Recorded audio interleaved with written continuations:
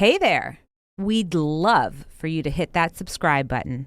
By subscribing, you're helping us spread the word and connect with more amazing people like you. Welcome to We Be Parents, where parent doctors Matthew Letterman and Alona Pulday explore current parenting topics, share stories, and help bring families closer together. Hello, and welcome to We Be Parents, the podcast where we explore how to parent with both connection and clarity without collapsing into control or giving up on what matters. I'm Dr. Alona Pulday. And hi, I'm Dr. Matt Letterman. And I had to think for a second who I am. There's so much going on in our lives right now that it took me a beat. Yes, yeah. We are moving. We are moving. And if anybody has moved, our house looks like a bomb went off in it. Yes, we're not just moving, we're moving across the country. Well, it's cross country. I realized I would say that, and then I would think, whether you move next door or you move cross country, you still have to pack everything up. I guess, it's a little bit different, but it still seems like I can't believe how much crap we have in the house. Oh my gosh. It's amazing how much we accumulate. Yes, yes. And each time we move, I tell myself, okay, we're only taking the essentials and we're going to declutter and we're going to stay decluttered. And that lives in our house for about 6 months. And then things just start creeping in. They show up. Yes. It's like you forget the pain. You forget the pain of the move and then you do it again. Yeah. And I used to think that it was just our kids. But as I'm throwing bags and bags away, I'm like, no, it's me too. So, yeah. And I'm blaming the kids. Yeah. I like to blame the kids. It's a little easier. It is. It takes the weight off, right? Exactly. Yes. So what are we talking about today? What are we talking about? Today, we're going to dive into something that probably most parents feel and can be really frustrating when we try to guide our kids with love and they push back like we're the enemy. And, I actually had one of these just the other day. But before you get into that, let's ask people to subscribe to the podcast and make sure they like it or feedback or rate it, all the stuff you're supposed to do to help us get out there and have more people hear about us. Please subscribe, tell a friend, review, rate, and write to us and let us know how we're doing. And also, if you have any questions, and that would be to WeBeParents. Parents at WeBeParents.com. Parents at WeBeParents.com. There you go. I told you my head's a little bit scattered today as we are packing away. We have less than a month before we actually leave. So good times. So I had this episode of guiding with what I thought was care and connection, but ended up not only not landing well, but being met with significant resistance and rejection and disconnection between me and Jordan, our 11-year-old. And so the girls are at camp this week and they are doing an aerial acro circus camp. And our girls actually really, especially our oldest, Kylie, really love the movement but they haven't done it in such a long time. I didn't realize how couch potato-y our girls have gotten. And I know they're complaining about their legs being sore. Last night, Kylie fell into bed because she couldn't bend down with her legs being so sore. Yes. And it turns out that scrolling on YouTube and Instagram doesn't help your legs at all. YouTube University does not build muscles. Yes. So, so Jordan goes into this camp. She committed to going. She was kind of excited about it. She gets there. She comes home after a day of actually having to move her body for 8 hours and was miserable and didn't want to go back. And so we sat down and had what I thought was a connected conversation around holding her autonomy and trying to preserve her autonomy, but also holding her accountable for, one, her commitment, and two, accountability for what she would do. So the conversation went, well, if you don't want to go to camp, we have to let them know, but also we can't be on the devices all day. So you need to come up with a plan of how you're going to be spending these next 4 days, not on a device. And she asked for some suggestions, and I gave her some of mine, all of which were just awful in her opinion. And so I invited her to come up with her own. Well, she couldn't. And so then she resentfully agreed to go to camp. But all of a sudden, I became the enemy, the person taking away her autonomy and forcing her to go to this camp. And it created a real disconnect between us, which is slowly getting repaired as every day she continues to go to this camp. She kind of likes it a little bit more, but it really puts you in that position of kind of, how do I hold my kids accountable? And how do we maintain shared values in our household while also supporting their autonomy? So is the challenge the kid's reaction to your sort of boundaries, I'll call them?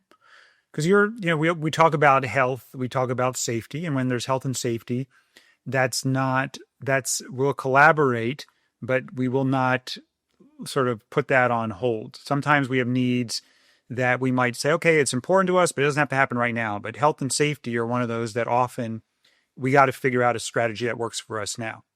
So is it the boundary around that you're seeing as the challenge? Is it just you don't like them being unhappy? Is it something else? Is it a combination? What's coming up there? I think it's a combination. I think there's the discomfort of disconnection.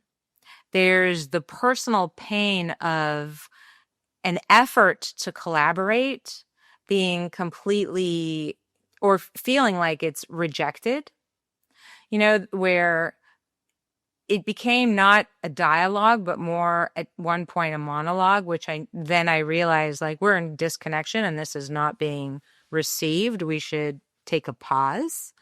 But the invitation was for dialogue and an effort, and the intention behind it was to collaborate around these shared values. And so we were missing each other, and I couldn't tell if we were no longer kind of sharing the values or if there was no Jordan wasn't enjoying my strategies, but also wasn't accepting the invitation to come up with her own. It was almost like she wanted me to make decisions for her, but she didn't like my decision. It was my work, like, Mom, you do the work, but make sure that I'm happy about it. So they're going to basically say, come up with ideas until I'm happy with one, but I'm not going to do any of the work to figure out what can make me happy.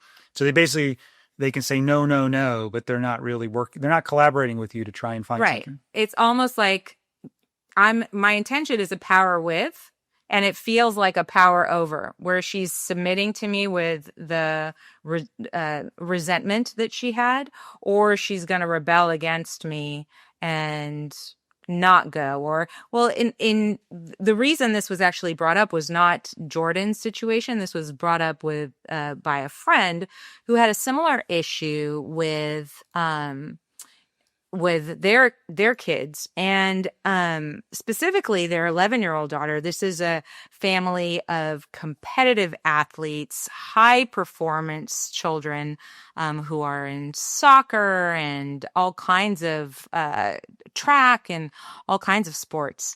And their 11-year-old daughter was also struggling with loving sugar and wanting junk and kind of not being able to find the balance between allowing some of that in her life versus wanting it all the time, and maybe even, in her parents' eyes, to an extreme, to a place of unhealthy desires. Right. Because most parents out there have dealt with kids wanting sugar, junk, or something that isn't meeting their needs for health.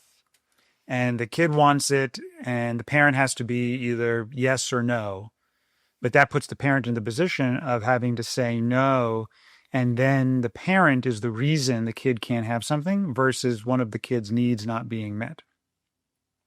So the parent looks like the obstacle versus health being the obstacle, or consideration and care for another person. If we say, for example, don't, be loud, grandma's sleeping upstairs, it's instead of them connecting to the care for grandma, they're seeing us as the obstacle to them playing as loud as they want, instead of them seeing the issue with eating ice cream for dinner. They're seeing us as preventing them instead of the health being the issue, right? Is that what you're getting at, or am I completely missing you? Well, that's one of the issues. And then also it's, we allow, let's say, every kid, our kids included, crave junk from time to time. And it's allowing them to indulge or have a treat, but then that treat becomes almost an expectation daily for, oh, I want ice cream again today. Oh, I want ice cream again today. And can I have ice cream and some chocolate? And I have ice cream and these gummies or whatever it is. And so it's doing something that we know that's harming them, but they're not connecting to that. So from their perspective, if we weren't in the picture, they would eat the ice cream every day. Right. And basically, I think the bottom line is we're putting a limit on something that they don't want to limit on. For Jordan's example, she doesn't want to limit on her device. In our friend's example, they don't want to limit on junk food. Yeah, I think those are tough ones because to connect to a natural consequence or their own feelings about it, you have to help them experience the contrast. People eating an unhealthy diet often will tell us that they didn't realize how bad they felt until they went on to a healthy diet and could compare the two feelings. I think it's the same thing with the kids. And even for me with device usage. In fact, this has happened this week where I was so mobilized trying to move and get rid of furniture we don't need and selling stuff that we don't want. And I was checking my phone all the time. And there's this whole concept of inner boundaries that to me, I said, okay, well, it's not about using willpower to put some boundaries there. It's about, there's the part of me that's so worried that I need to check something, fix something, do something. I got to get it done, that I wasn't doing my meditation, for example, my self-care work. And when I started having the inner boundary and saying, okay, I'm going to do meditation before I wake up. And then I did one for, 10-minute, breathing exercise before lunch, and then another one before dinner. Not very long. It wasn't like time was the issue. All of a sudden I started feeling different. And I noticed, wow, I'm just a little bit more calm. I'm a little less reactive. I'm feeling just a little more warmth and almost like a tingly feeling in my body where I was not that mobilized feeling. And then all of a sudden I was able to connect to the contrast there. Whereas up until the time, if someone said you gotta meditate before you wake up, I'd be like, well, all you're doing is getting in the way of me being more productive. I have emails to answer, ads to respond to, stuff to pack. But I had to give myself that experience. And I think that is really important, but it's hard to do with some of these things. So I think that would be helpful to talk about with kids. How do we give them the experience so that they can see the difference when they're on the device versus when they're giving themselves breaks versus being on it like 24/7, or when they're eating ice cream for dinner versus they eat a healthy meal and they feel the difference. I think if we just let them eat the ice cream, and we don't talk about the concerns about the ice cream, and we don't say, okay, do you connect them to their own need for health? And then we say, okay, let's notice how we feel when we eat ice cream. And then tomorrow we're going to notice how we feel when we eat the healthy meal. And I'd like to write that down and talk about it. And then what we're going to do is we're going to say, what do we do? Even if we gave you junk and we had a little splurge. I mean, you and I have done, once in a while, we'll have like cookies and ice cream for dinner. Yeah. It's super fun. And then afterwards we feel sick and we're like, oh, we don't need to do this again for a while. But if we say to the kids, I always told them that I don't care what you eat tonight for dinner. You could have ice cream. You could eat nothing. You could eat a healthy dinner. That's not going to make or break health. But what do we do when you want ice cream again tomorrow? Because ice cream's addictive. And then we explain about addiction. And, so to me, it's about that collaboration around all of this versus being attached to them not eating ice cream tonight or doing something my way tonight. And I think that's what you were getting at with Jordan, which was, how do we make this week successful? Because being on the device 8 hours a day for the next 4 days, if you don't have an activity, isn't going to work. So if you've been listening to us for a while, we get a lot of questions about what to do in tricky parenting or relationship moments. Yeah, and if I'm being real, I'm asking Alona those same questions all the time. I get into those same tricky moments as everybody else does. And as much as we wish we could be there for each other in those exact moments, we just can't always be. Yeah, that's why we partnered with the amazing team at Connectin to create something we truly believe in, an AI coach called Amari. And we didn't just lend our names, we helped build it and train it and brought in everything we've learned about emotional healing, connection, and communication. Yeah, we spent years training and learning, and we've created Amari, who is so calm and grounded, listens deeply and responds with warmth, clarity, and compassion. There's no judgment, no reactivity. In fact, we tasked our children with trying to get Amari reactive, and they still haven't succeeded. It's just steady support when you need it most. We use it ourselves all the time, especially when we feel stuck or overwhelmed. And Amari's really helped us pause, reflect, given us insight that helps us come back to each other. Yeah, we designed Amari to help you strengthen the relationships that matter most, starting with the one you have with yourself. And we are so excited that you can try it now at webeparents.com and click on We Connectin with a K to sign up. And when you have your Amari moment, please let us know, as we'd love to hear about it.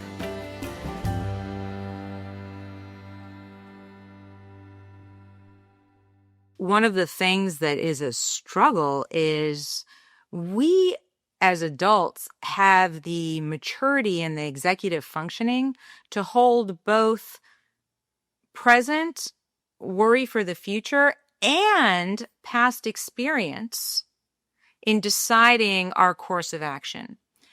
Our children don't have a lot accumulated in that past experience. Well, and we don't give them the opportunity to accumulate that. So if we gave them opportunity, like when Kylie got sunburn, this is sort of my, the school of hard knocks, which people may or may not agree with. In fact, I don't even know if you agree with this, but Kylie getting burnt to a crisp. So now the next time I said, hey, I'm putting on sunblock, but I don't, does anybody else want to burn, or anybody else here not want to burn? If you don't want to burn, you should probably put some sunblock on. If you don't care about burning again, don't put sunblock on.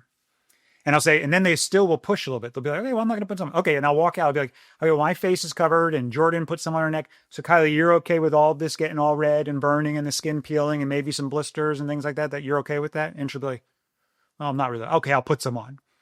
But it's really letting them feel that out. And sometimes you almost have to hold the tension a little bit. Like, okay, let's say we eat ice cream every night for the next, month.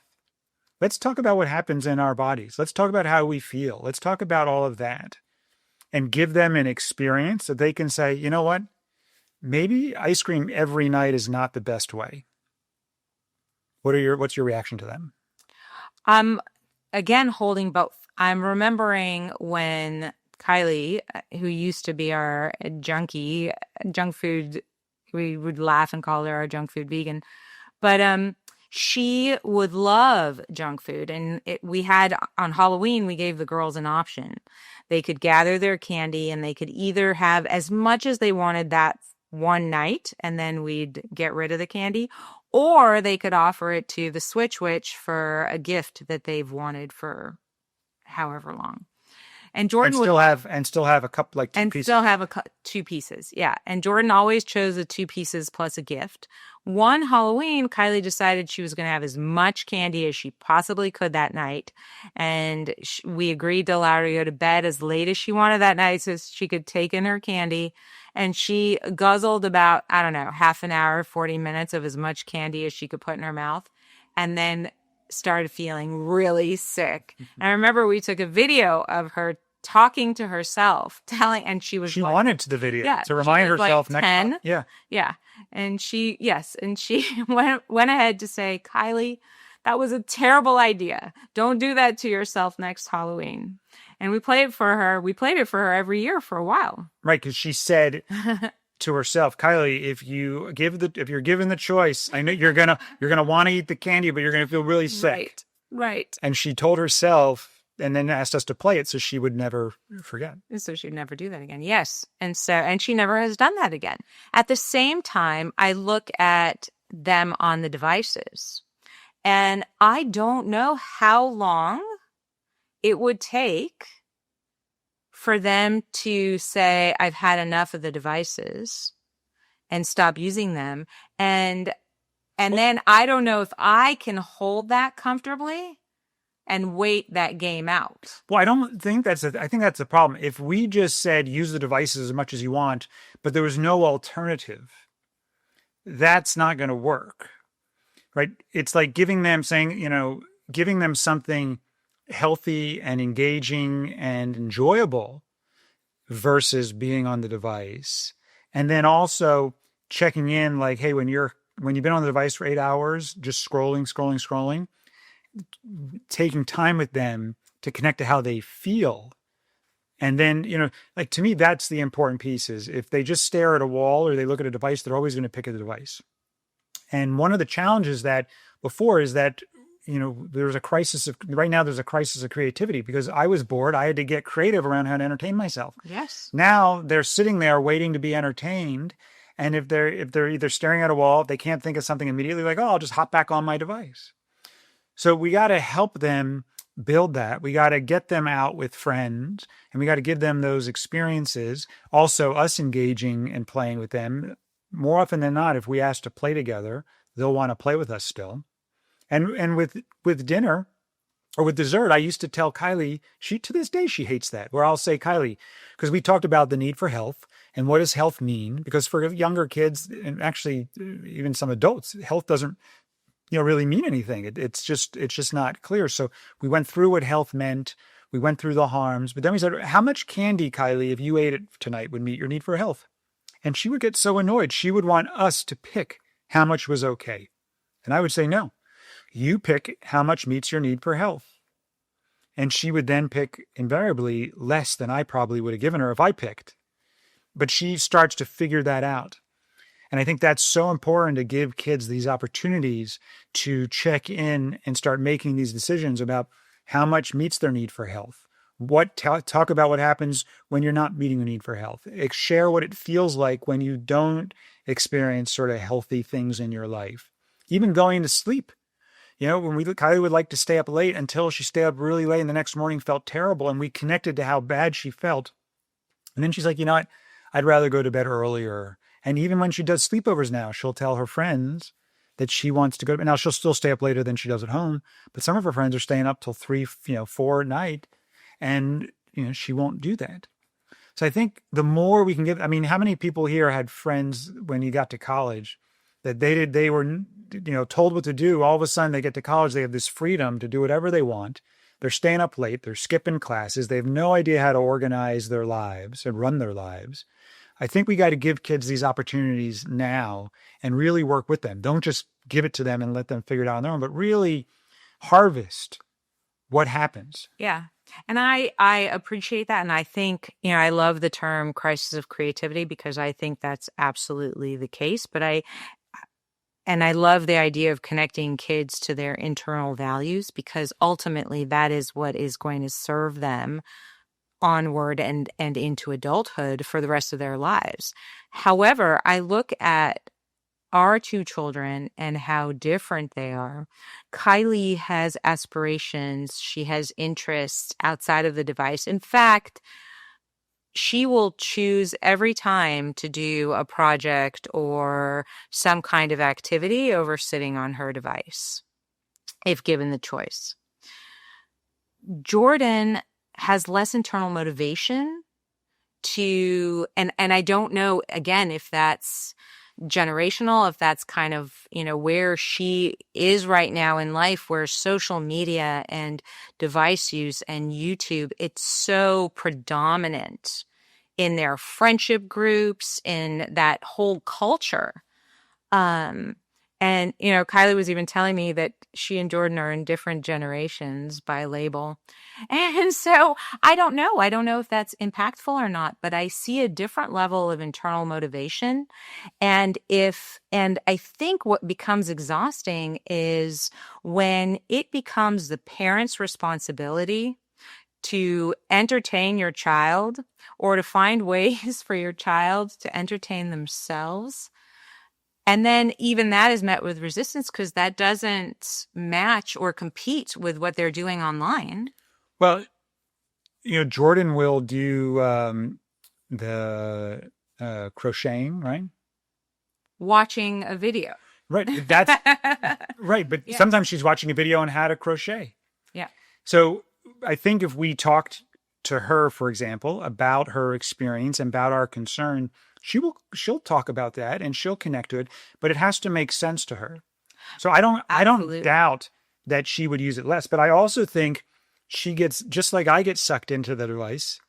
We can't just talk about not using. We have to say, what happens when you pick it up by accident? What happens when you want to use it?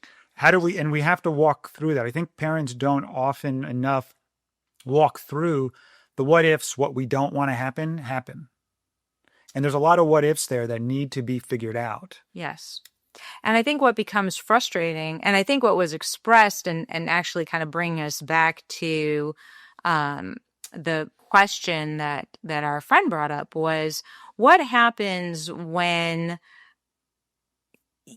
you have these strong-willed kids and these very highly intelligent children who say they care about something and who have these connected conversations around the need to do it differently and the impact of not doing it differently, but then go ahead and make choices that seem to contradict all of that again and again and again.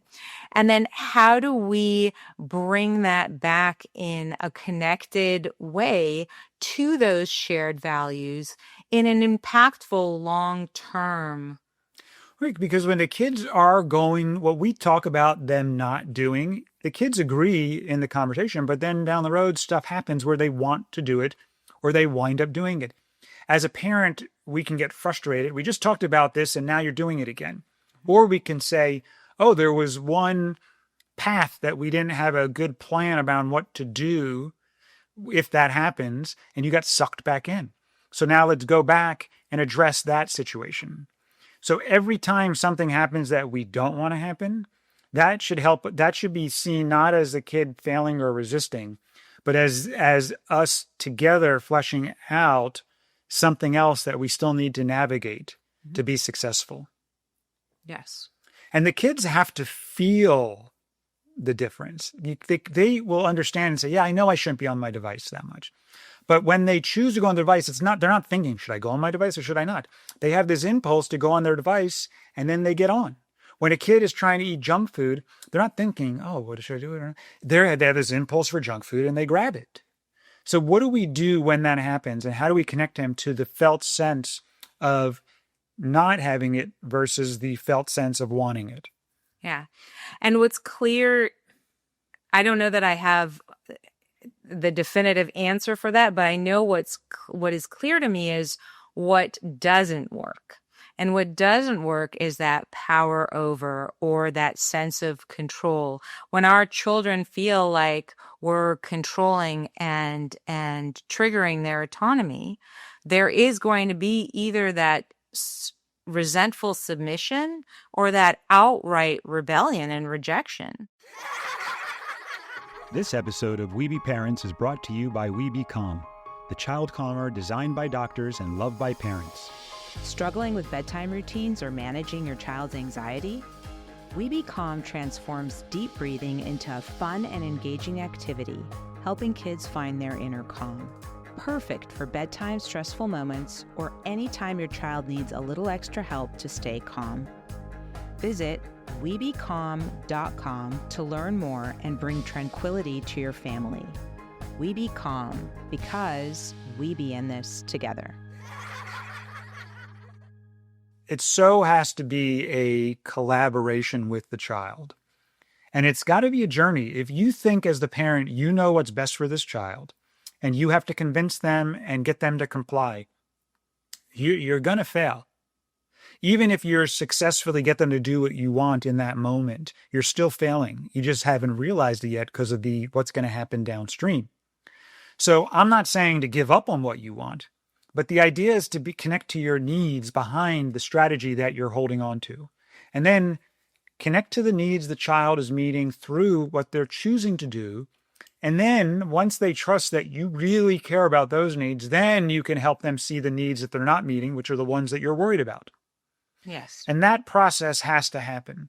If the child doesn't believe that you see all of the good reasons they're using the device or eating dessert for dinner, then you are not going to be able to connect to them. If all they think is, oh, mom or dad are trying to convince me that what I want to do is a bad idea, they are going to double down and cling to what they want.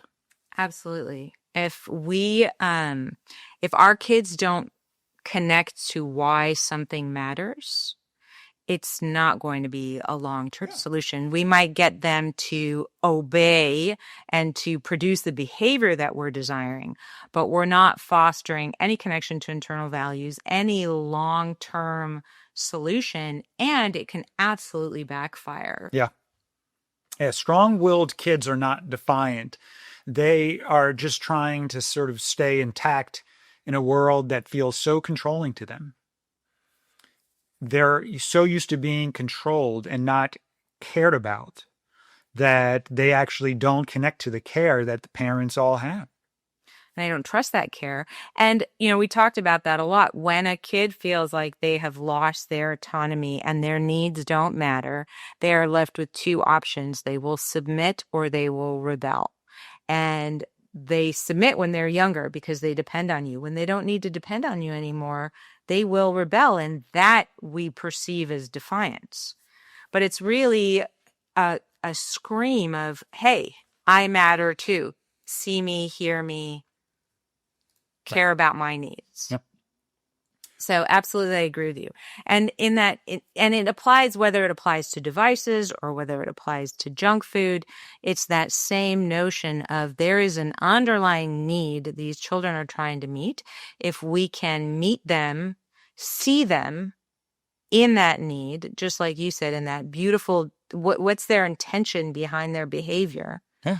And we step into it with our values, reflecting our values and sharing our values, not controlling their behavior, that connection that we build ironically results in the behaviors that we're looking to attain in the first place. Yeah, in the first place to start is, what are your needs? What are your needs behind what it is you want? Mm-hmm. Or what you don't want? If you want your child to stop doing something or to start doing something, you have needs. And often parents aren't clear what those are. They're busy trying to get the child to agree to do that. And if you can get to your needs, then you can actually share that with the child, and the child is much more likely to care about the strategy you're proposing. So if all a child hears is, the child says, I want this, and the parent says, no, you can't have this, that's all they hear. They don't have any idea all the good reasons you don't want them to have it, and they don't trust that you understand all the good reasons they want what they want. So start with identifying what your needs are. Yes, and I've found that if the first word out of my mouth is no, I have immediately created disconnection for my children, and all I have is glassy eyes looking at me. There's the shell of our children in front of me, but they're no longer present. They don't want to hear the rest of it. Versus, hey, I'm hearing that's important to you, and here's what's coming up for me. Yeah. Not a yes or no, but here's what's coming up. Let's talk about right. it. That, Kylie will always say how much she appreciates that we never say no. And parents listening might be like, oh my God, you're so permissive. But if you ask Kylie, does she get whatever she wants? She'll also say no. But she knows that we care about whatever she wants. And usually what I'll start with is, here's what's preventing me from saying yes. And if you can help me figure out how to meet this need, that's behind me not being able to say yes, then we'll be able to move forward. So all of a sudden now that, Kylie's on the same team as me, we're both trying to figure out how to meet this need. And if we can meet this need, then there's a yes that follows. Or we shift what they want, or we shift what I want, but somehow we get to meet this need. And what you build in them in that moment is self-awareness, tapping into their own internal barometer and coming up and getting that creativity to come up with solutions that address your needs and theirs. So it's a win-win, win-win on so many levels. So for all parents kind of in this situation of, regardless of what the actual circumstances, but in that, having that strong-willed kid and feeling like, the only way to get them to actually connect to family values is to control them. What's the tool that we can offer parents here? Yes, I think it's about helping the child connect to their values. So we'll call this values in the mirror. And it's, imagine a child who's active and performing in sports, say soccer, and wanting to be able to eat more sweets and junk. So what do we do when we think we don't want to eat junk? It's going to affect their performance, and they want to eat more junk. Well, the first thing we talk about is softening. When they say, Dad, I want more junk food. Dad, can I have more of this? Can I have more of that? And before you answer, it's very important to let go of the yes or no. Don't get into yes or no. Say, hey, I want to connect first. And first to myself. Can I soften my tone? Can I soften my body? Can I just take a breath here and say, okay, let me connect to my needs. There's a good reason they want junk. There's a good reason why I'm resistant to them having that junk. Let's figure that out. And if we both can see that together, we'll figure out what to do. I'm pretty confident about that. So once I soften, then I reflect the values, not the behavior. And I can say, I know you've been pushing really hard in soccer. You work so hard. Doing your best and performing really well really matters to you. So I'm hitting the need of mattering and performance, and which is really stuff that I'm worried about. I want them to optimize performance, and I worry about how junk affects that. But then also I connect to their needs, which is, hey, junk food, it's stimulating. It's a little bit of pleasure. If you've been withholding junk food, it gives you a little bit of relief to not have to restrict it anymore. Your kids are eating it. Your friends are eating it. So it looks like it's fun and it tastes so good. So I can see all the good reasons you want junk food too. And then I ask them, I say, hey, am I getting it? Am I getting all the good reasons you want the junk food? So do you see how I get out of the yes or no? And I start to get into their world. And I really want to see all the good reasons they want the junk food. And then we can move on to just helping them start to see that and saying, hey, you've been making lots of choices. And I just want to know, whether it's eating junk food or, device usage, you've been, making choices around practice. And how is all that affecting your body and how you play?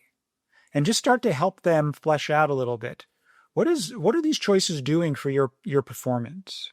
And what do you think helps and gets in the way? And how do you feel? And how do you think you would feel? Let's say we just ate, candy all day and then you had to go play a soccer game. So I just want, and make it clear why I'm asking them to do that. I'm asking you to do that because it just helps me make sure that you understand the impact of all of these possible choices that we can make. And you remind them, I'm not saying yes or no. I just want to make sure you're really understanding before we determine what to do. So again, stay away from strategizing right now.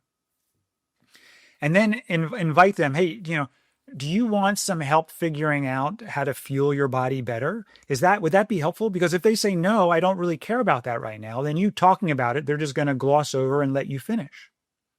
You can even ask them, hey, do you need more structure around device time and things to do instead of devices? Would that be helpful right now? And if they say no, then okay, let's not go there right now. It doesn't mean we don't go there. It just means right now they're not open to it. So then I would say, but I'd like to look at this stuff together, because what's going to help me say yes or no or figure out what to do is that I understand and I hear from you the impact of fueling your body with different things and the impact of device on your body. Can you help me? Can we talk about that together? And then just sort of anchor in this shared wisdom, which is I trust that you're figuring this out. And I also have experience that can help. Can you see that I have experience, even if it's different than your experience? Just to get them to acknowledge, like, hey, I have some experience, but I care about yours too. They'll listen to your experience if they don't think that you're just bringing up your experience to stop them.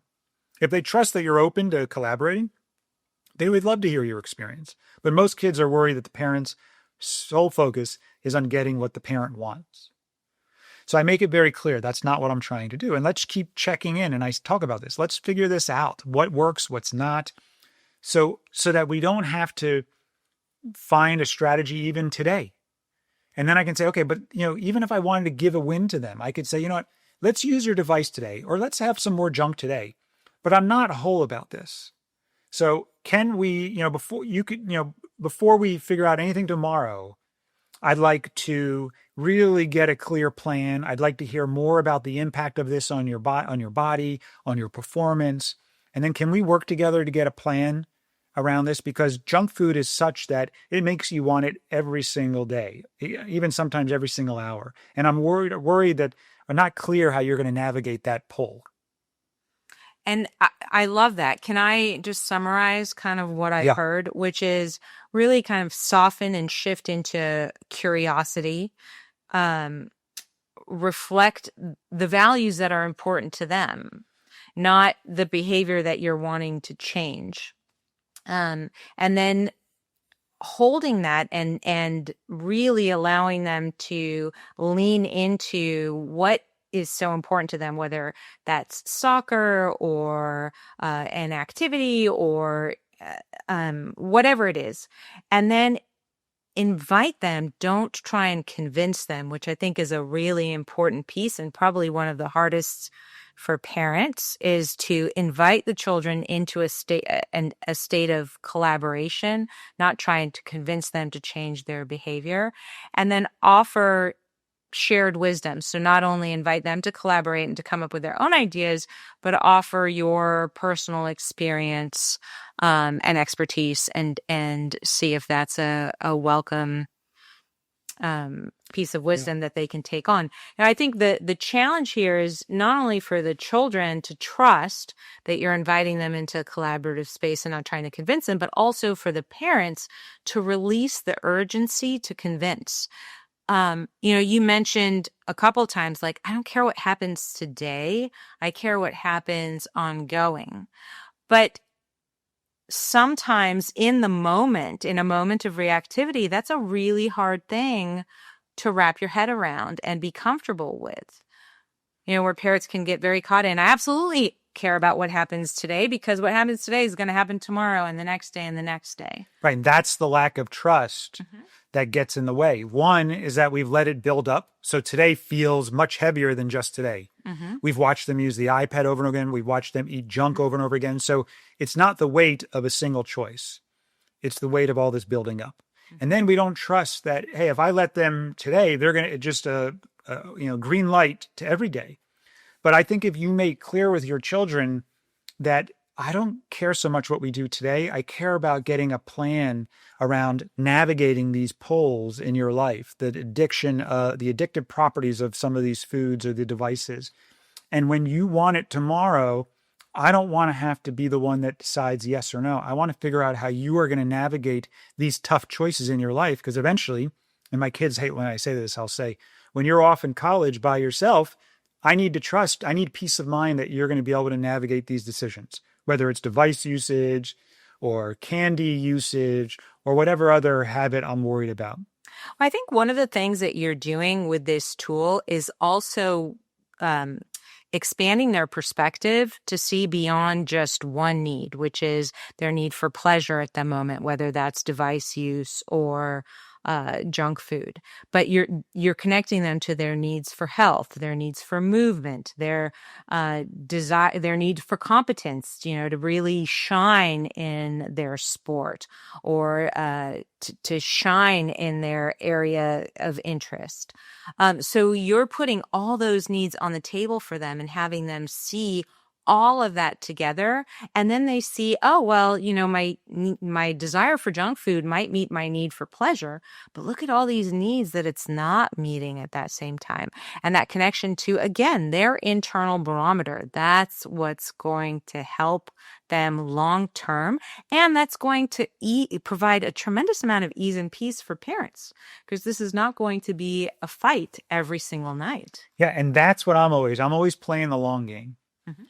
I don't want to be in a fight. I don't want to be your gatekeeper for all things bad for your body.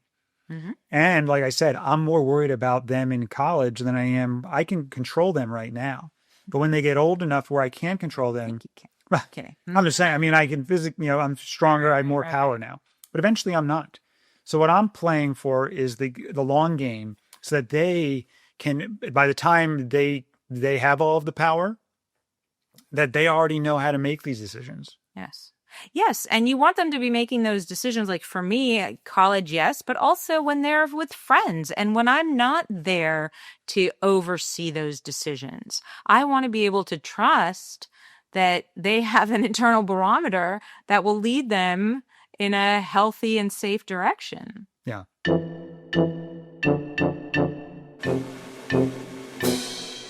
No skills to pro skills.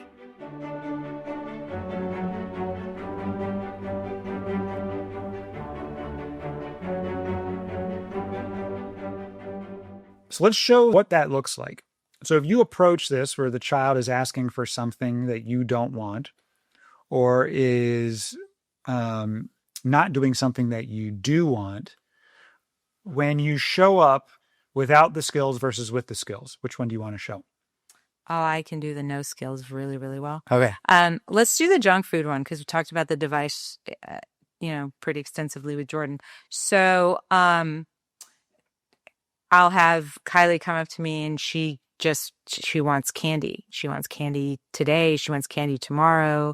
And then on top of candy, she wants cookies, and I start getting overwhelmed and connect to a tremendous amount of fear for her health. And so the answer is no. You want candy? No. You had so much candy yesterday. Absolutely not today. That was easy. So the emotional tone is more escalating, exhausted, defensive. Oh, it's tight, and there's no negotiation. This is not collaborative. This is authoritarian. I said no. The child argues, deflects, clings to I don't even want to hear it. Yes. They escalate, I escalate too. You ask me one more time, there will never be junk food in this house again, right? I mean, so it leads to disconnection and all the power struggles, and the parents absolutely has this story that they're being disrespected, and it's a whole spiral. Absolutely. Right. So then with skills, the emotional tone would be more curious, connected, and trying to get aligned on the values, trying to make sure we both are clear that we share the same values, the values behind why the child wants to eat. You always start with the child as the parent. Why does the child want the candy? We talked about that. Pleasure, fun, ease, some relief if they've been restricting junk food. They're sort of belonging. Their friends eat that way. They saw it on TV. It's stimulating. So there's all sorts of good reasons. Can I connect to all of those good reasons? Be very much values aligned. And then the child's reaction, they'll pause maybe. They'll be less reactive. They'll be open to some reflection. As soon as you say, before we decide what to do, remember, always before we decide what to do, let's put that on the side. Can I make sure I just get clear on all the good reasons you want that right now? I love that. Can you actually take us through the dialogue of a connected pro skills response? So your kid comes in then for the third night in a row wants ice cream before dinner. So what I do is always internal. I'll be like, oh, this was the third night in a row. This is bigger than one night. I have 3 nights now built up and I'm letting it all out now. So it feels like a no now is so important. Mm-hmm. So I own that. And then I say, my need is health and sort of predictability and ease. I don't want to be the gatekeeper, and I want a predictability around what's going to happen tomorrow night and the next night. So I'm clear on all these needs. It's not just health. And then I connect to the child. And again, I do the empathy. hey, I get all these, I'm guessing, and before we decide yes or no, which is what I was saying before we decide yes or no, can I just make sure I'm clear all the good reasons you want this? And I guess, and again, it's those same ones around acceptance and belonging and stimulation and pleasure and relief. And I don't just use those words, I explain what that means like I did. And then the child's like, yeah, Dad, that's exactly why I want the candy. And I'll be like, that's great. It makes so much sense why you want the candy. Before we decide what we're going to do tonight, again, I see how I stop that. Before we decide what we're going to do tonight, can I just make sure you're clear on all the needs of mine that are coming up that are making it hard for me to say yes to candy tonight, even though I hear how much you want it? So again, I always hold that so they don't have to get defensive. I'm always seeing them. And they'll say, yeah, Dad, I can hear. Great. So even though it's so delicious and all those wonderful things, I'm also worried about health and what are we going to do, not so much tonight, but every night, because candy is such that it makes you want to eat it every night. So if we can get a good plan and I can figure out what meets your need for health as well as mine and how we're going to handle these decisions tomorrow and the next night and so on. Once we get that figured out, then we can move forward with tonight. Can you help me figure out a plan long-term? And then we can figure out tonight, because tonight doesn't really matter to me. It's more long-term. And then they'll usually work with me on it. Yeah, I love that. I love that. What in going with your child and connecting to their values and offering that steady guidance, you become like a compass, not a controller, and you're navigating together. They're navigating with you versus against you. Right. Instead of us being apart from each other, they come back over to this side with me and we're like, here's the challenge. And we're both looking at the table together on the same team. Bringing it home. So how do we bring it home? So I would tell the child, again, the explain it, invite it, model it, and practice it. And I would explain to the child that the way I've been navigating these things has been me telling you what to do and me being the gatekeeper. I don't want to do that anymore. So I learned that how to talk through these tricky moments differently, especially around food and device and all the things that we usually argue about. Would you be open to trying it differently next time? And then I'll say, okay, now let's invite, hey, next time, would it be okay if I start with making sure I share all of the good reasons you want what you want or don't want what you don't want? So can I make sure next time that's how I'm going to start? I really want to get into your shoes and see it through your eyes versus just saying yes or no. So I'm inviting them, saying maybe next time this is what we're going to do. And then I'll model it. So in the heat of the moment, I'll say, oh, you know what? I was tempted to lecture you and just say no when you asked me, but I'm trying to do it differently. Remember we talked about that? Here's an example of we're going to do it differently. And remember what I said? The first thing I'm going to do is talk about all the good reasons you want what you want or don't want what you don't want. So I'm going to tell you what I'm hearing, and then you can add anything I'm missing. So that's how I model it. I own it. And then we practice it. And we practice it over and over again. And I say, you know, that not only worked that time, let's try it again. What do you think if we do it again next time? How'd that feel to you? Is there anything you'd like to do differently? Is there anything you'd like to add? But, you know, let's come up with our way to do this every time. And then at that point, you know, they can hear your needs and then you can strategize what to do. But it's all about explain what you want to do differently, invite it in the and model it in the moment, and then practice it over and over again. Just one last thing. It's important to remember that control really demands obedience. It doesn't invite partnership, which connection can and does. So in that connected space, that's where your child still grows, but they learn that they don't have to grow alone. And you're there to invite them into collaboration, not convince them to obey. I like it. We should do a whole show on control and obedience. Because a lot of people think those are needs, and those are really strategies. Well, stay tuned. Take a moment to rate and review the podcast. You can email us with any questions, parents@webetogether.com. And next week, we'll be talking with some letters from our listeners, and we'll be diving in a little deeper to this topic. It'll be great. I love it. Thanks, everyone, for listening. All right. Thank you. Bye.